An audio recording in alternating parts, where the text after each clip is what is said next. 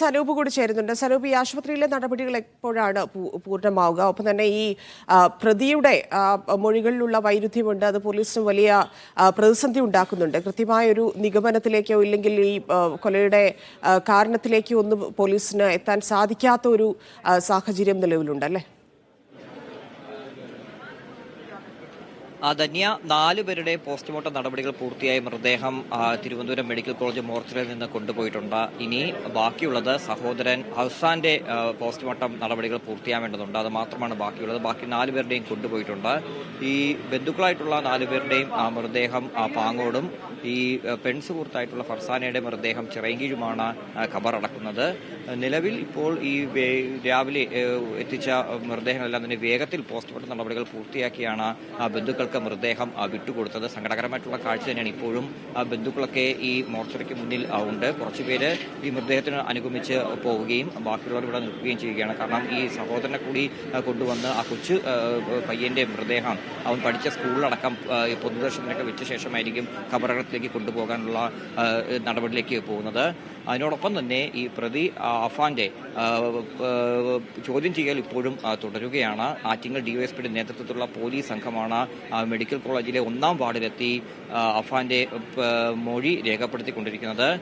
നേരത്തെ പോലീസിന് നൽകിയിട്ടുള്ള മൊഴി അവർ പൂർണ്ണമായിട്ടും വിശ്വസിച്ചില്ല. കൂടുതൽ വ്യക്തതയ്ക്ക് വേണ്ടിയാണ്, കൂടുതൽ കാര്യങ്ങൾ ചോദിച്ചറിയുന്നതിന് വേണ്ടിയാണ് നിലവിൽ ഇപ്പോൾ ചോദ്യം ചെയ്യൽ നടത്തിക്കൊണ്ടിരിക്കുന്നത്. പക്ഷേ അവ്യക്തമായിട്ടുള്ള കാര്യങ്ങളാണ് നിലവിൽ പ്രതി പോലീസിന് നൽകിക്കൊണ്ടിരിക്കുന്നത്. പല രീതിയിലുള്ള ചോദ്യങ്ങൾ ചോദിച്ചിട്ടും നേരത്തെ പറഞ്ഞതിൻ്റെക്കാളും മറച്ചും തിരിച്ചുമൊക്കെ കാര്യങ്ങൾ പറഞ്ഞ് പോലീസിനെ കുഴപ്പിക്കുന്ന ഒരു മറുപടിയാണ് ഇയാളുടെ ചോദ്യം ചെയ്യലിൽ നിന്ന് നടന്നു വരിക. ചോദ്യം ചെയ്യൽ ഇപ്പോഴും നടന്നുകൊണ്ടിരിക്കുകയാണ്.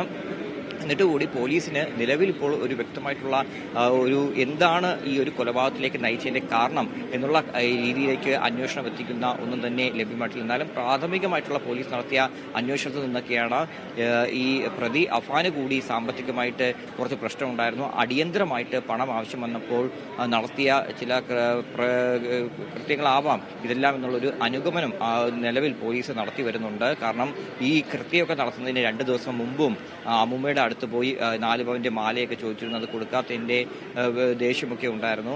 വീണ്ടും വന്ന് ആവശ്യപ്പെടുകയും ഒക്കെ ചെയ്തിരുന്നു. അപ്പോൾ ആ തരത്തിൽ സാമ്പത്തികമായിട്ടുള്ള എന്തെങ്കിലും പ്രശ്നം തന്നെയാണോ ഈ കൊലയിലേക്ക് നയിച്ചു എന്നുള്ള കാര്യമൊക്കെ പോലീസ് വിശദമായിട്ട് പരിശോധിക്കുന്നുണ്ട്.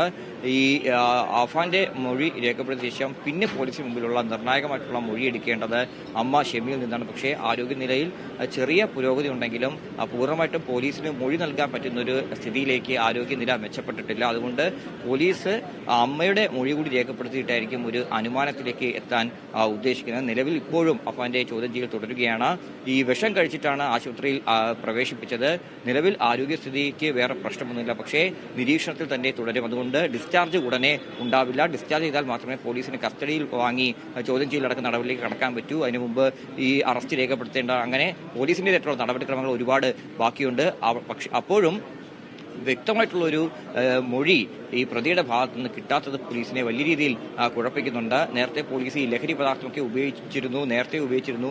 ആ ലഹരി പദാർത്ഥം ഉപയോഗിച്ചുകൊണ്ടാണ് ഈ കൃത്യം നടത്തിയെന്നൊക്കെയുള്ള ഒരു കണ്ടെത്തൽ പോലീസിന്റെ ഭാഗത്തു നിന്ന് വന്നിരുന്നു. പക്ഷേ പ്രതി ഡോക്ടർമാരോട് പറഞ്ഞത് പ്രകാരമാണെങ്കിൽ താൻ 1 മാസമായിട്ട് മദ്യം ഉപയോഗിക്കുന്നുണ്ട്. പക്ഷേ മറ്റ് ലഹരി പദാർത്ഥങ്ങളൊന്നും തന്നെ ഉപയോഗിച്ചിരുന്നില്ല എന്നുള്ളൊരു മൊഴിയാണ് ഡോക്ടർമാർക്ക് നൽകിയിരിക്കുന്നത്.